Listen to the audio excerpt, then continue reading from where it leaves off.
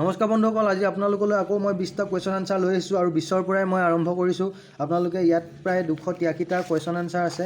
মই গোটেই কুৱেশ্যন আনচাৰখিনি আপোনালোকক ভিডিঅ' আকাৰত দিবলৈ চেষ্টা কৰিম। আপোনালোকে সেয়ে চেনেলটো ছাবস্ক্ৰাইব কৰি থ'ব আৰু মোৰ ভিডিঅ'ৰ যিখিনি কুৱেশ্যন আনচাৰ মই আপোনালোকক দিম, এই কুৱেশ্যন আনচাৰখিনি আপোনালোকে নোট কৰি যাব। আহক আজি প্ৰথম প্ৰশ্নটো আৰম্ভ কৰোঁ। প্ৰথম প্ৰশ্নটো হৈছে আহোমসকলৰ প্ৰথমগৰাকী বৰপাত্ৰ গোহাঁইৰ নাম কি? আহোমসকলৰ প্ৰথমগৰাকী বৰপাত্ৰ গোহাঁইৰ নাম কি? ইয়াৰ অপশ্যনকেইটা দিছে কনচেং বৰপাত্ৰ গোহাঁই, সমুদ্ৰ বৰপাত্ৰ গোহাঁই, জগন্নাথ বৰপাত্ৰ গোহাঁই আৰু হৰিহৰ বৰপাত্ৰ গোহাঁই। ইয়াৰ উত্তৰটো হৈছে কনচেং বৰপাত্ৰ গোহাঁই। মূলা গাভৰুৰ স্বামীৰ নাম কি আছিল? ফ্ৰাচেংমুং বৰগোহাঁই, ফ্ৰাচেং বৰগোহাঁই, চুহুংমুং বৰপাত্ৰ গোহাঁই আৰু চিৰিং বৰগোহাঁই। ইয়াৰ শুদ্ধ উত্তৰটো হৈছে ফ্ৰাচেংমুং বৰগোহাঁই। চুতেওফাৰ পুতেকৰ নাম আছিল চুবিনফা, চুক্লেনফা, চিচিংফা, চুমুংফা। ইয়াৰ শুদ্ধ উত্তৰটো হৈছে চুবিনফা। আহোম ৰজালৈ বিয়া দিয়া কমতা ৰজাৰ জীয়েকৰ নাম কি আছিল? ইয়াৰ অপশ্যনকেইটা দিছে ভাজনী, নমিতা, জয়মতী, ললিতা। ইয়াৰ শুদ্ধ উত্তৰটো হৈছে ভাজনী।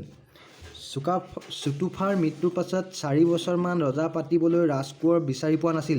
তেতিয়া কোনে আহোম ৰাজ্যৰ শাসন চলাইছিল? ডা ডাঙৰীয়াসকলে, তুলনীয়া ৰজাই, কমতা ৰজাই, চুতীয়া ৰজাই। ইয়াৰ শুদ্ধ উত্তৰটো হ'ল ডা ডাঙৰীয়াসকলে।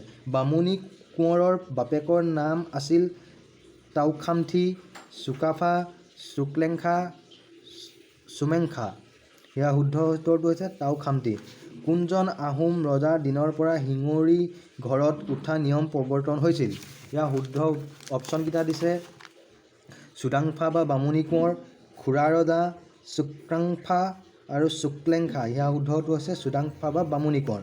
শিঙৰি ঘৰৰ তলৰ কোনটো নাছিল?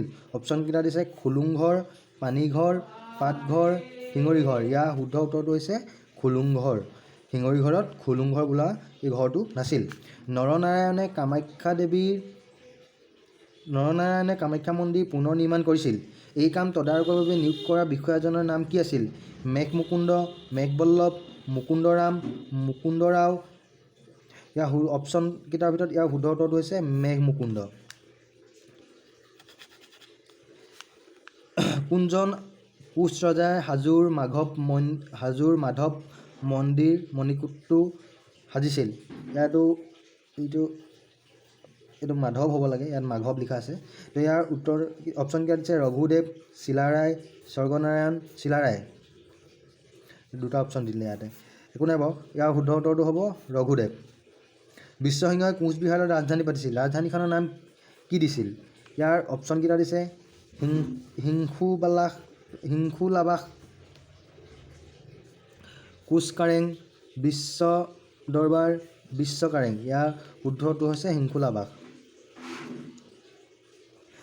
কোনজন মোগল শাসনকৰ্তাই কোচ ৰাজ্যৰ ৰাজধানী হাজোলৈ তুলি আনিছিল? মুক্ৰম খাই, জাহাংগীৰে, জালালুদ্দিন, জুলিখাই। ইয়াৰ শুদ্ধটো হৈছে মুক্ৰম খাই।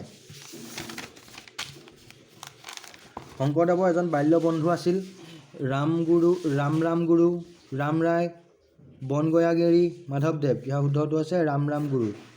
স্বৰ্গদেউ উপাধি লোৱা প্ৰথমগৰাকী আহোম ৰজাৰ নাম কি আছিল? চুহুংমুং বা স্বৰ্গনাৰায়ণ, ৰুদ্ৰসিংহ, নৰনাৰায়ণ, গৌৰীনাৰায়ণ। এইটো কথা আমি সকলোৱে জানো, চুহুংমুং বা স্বৰ্গনাৰায়ণ।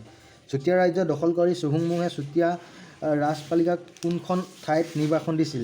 পাকৰিগুৰিত, চিৰাজুলিত, চিকাৰহাটীত, নয়নপুৰত। ইয়াৰ শুদ্ধ উত্তৰ হৈছে পাকৰিগুৰিত।